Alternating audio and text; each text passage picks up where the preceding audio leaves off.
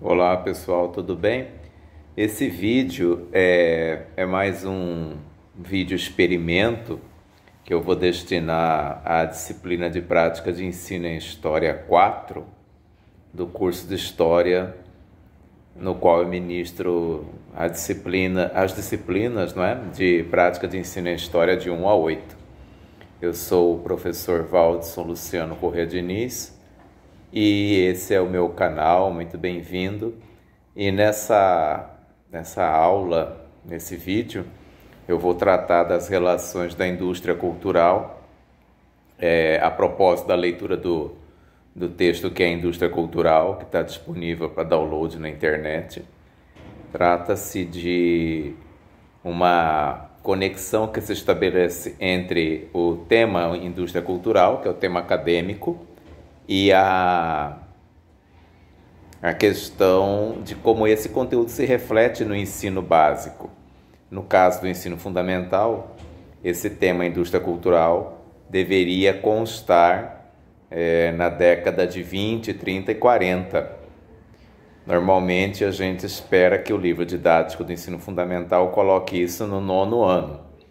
E se vocês procurarem os livros novos, de acordo com a BNCC, eles apresentam o conteúdo Guerra Fria, e no 9º ano nós podemos fazer esse debate, embora ele não conste lá nos conteúdos didáticos e não apareça claramente na BNCC.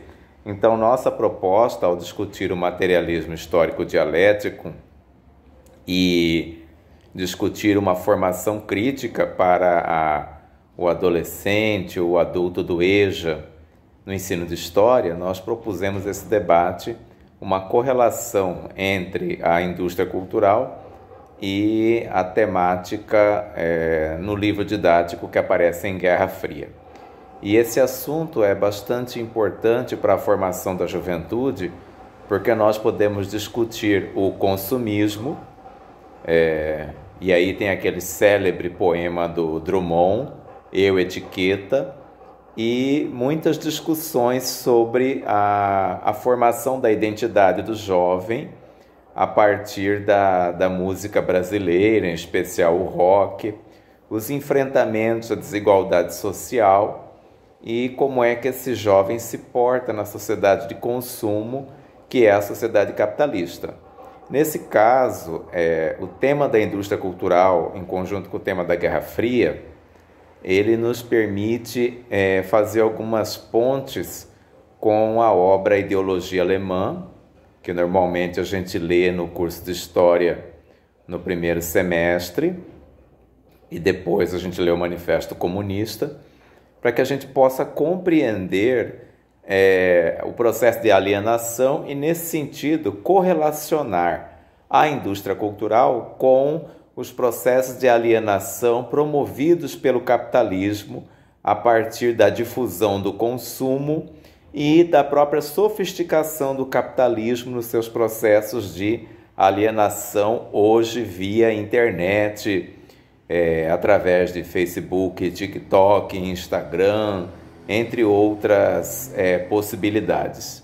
Então, para o processo de formação da juventude, o debate sobre o tema da indústria cultural é muito importante ao pensar que a gente educa o indivíduo para que ele seja um cidadão, uma pessoa capaz de pensar autonomamente.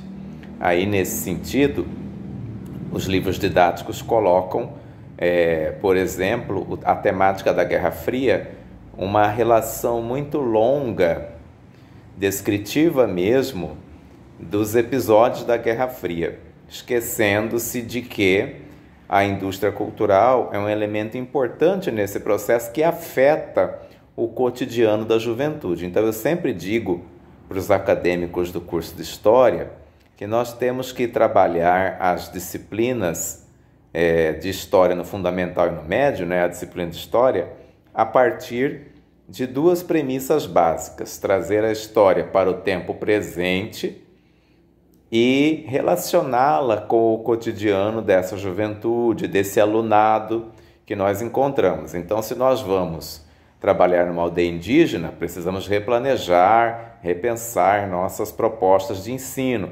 Se nós vamos trabalhar numa comunidade como a comunidade Tia Eva, uma comunidade quilombola, etc., etc., a mesma coisa. Se nós vamos trabalhar em assentamentos, também é muito importante discutir, por exemplo, a origem da propriedade da terra.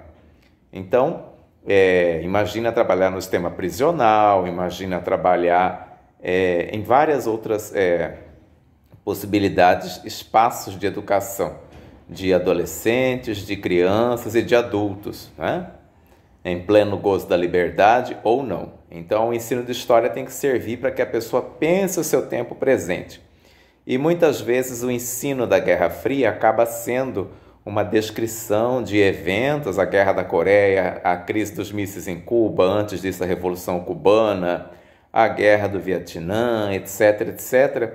E nós não trazemos esse debate para o presente do estudante. Então, a grande ideia que a gente pode ter nesse sentido, a grande sacada, deveria ser discutir a indústria cultural, que atua como um elemento transversal nesse processo, porque, veja, lá na Semana de Arte Moderna de 22, a gente fala muito da modernização das propostas para a cultura brasileira, porque a República Brasileira ela queria romper com o século XIX, com o aspecto tímido, primitivo da cultura brasileira, debatia essa identidade brasileira em novos padrões.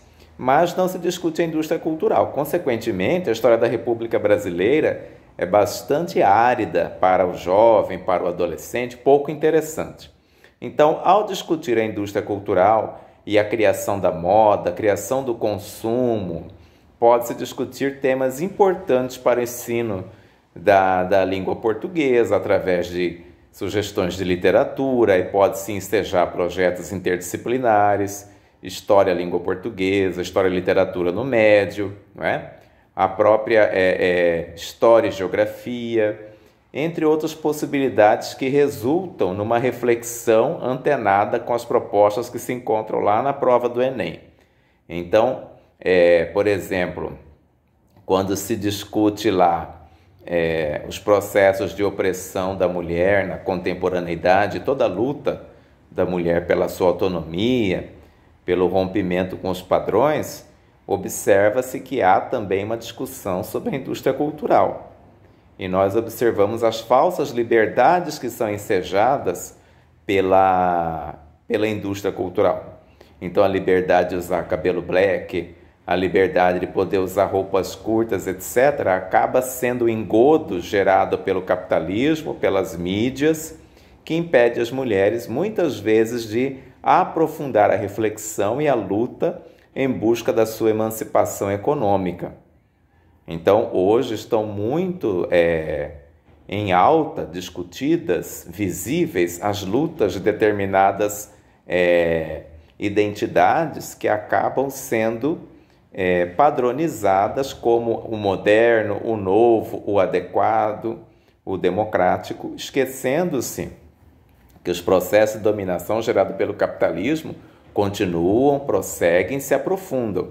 Então, essa é outra discussão importante que a indústria cultural pode ensejar para nós a partir do ponto de vista do materialismo histórico dialético. Então, a gente não pode perder, na nossa perspectiva, de analisar a história a partir do materialismo histórico dialético e rejeitar os modismos colocados pela grande mídia, seja TV, internet, que acabam limitando as lutas políticas e fazendo com que a grande população acredite que nós chegamos a algum ponto adequado, algum ponto seguro, algum ponto satisfatório para todos. E, de fato, nós não chegamos. Esse é mais um engodo do capitalismo, através das suas mídias, que sofisticam os processos de dominação.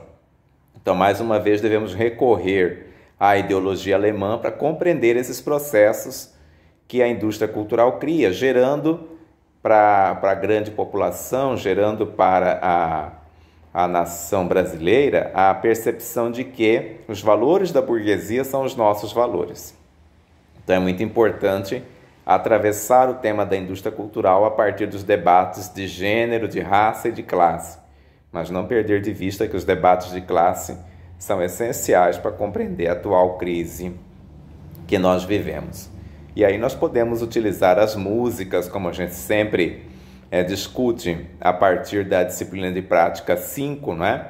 A história do samba brasileiro, a história da música sertaneja, do rock, do jazz norte-americano, os movimentos da tropicália, da bossa nova, entre outros, que nos ajudam a fazer interdisciplinaridade e nos ajudam a pensar o ensino de história para além do que está proposto muitas vezes pelo livro didático e pela própria BNCC. Então, pensar a história com o objetivo de gerar autonomia nos indivíduos críticos capazes de pensar a sua realidade. Então, eu me lembro que estava mencionando esses dias a música dos Mamonas Assassinas, que fala do indivíduo que é provavelmente um migrante nordestino, né? Que não via a hora de descer dos andaimes para ir ao cinema e assistir Schwarzenegger ou Van Damme. Então, nessa música está clara uma sátira, né? Uma alusão ao migrante nordestino que vai para São Paulo e que tem que se engajar nos padrões, tem que se inserir nos padrões colocados pela indústria cultural, pelo consumo. Então ele fala de shopping center, de cinema, de fast food, coisas que o indivíduo não estava acostumado e que vai ter que se adequar. E que a vida dele, o universo, a imaginação, as possibilidades dele vão sendo conformadas pelas possibilidades de consumo.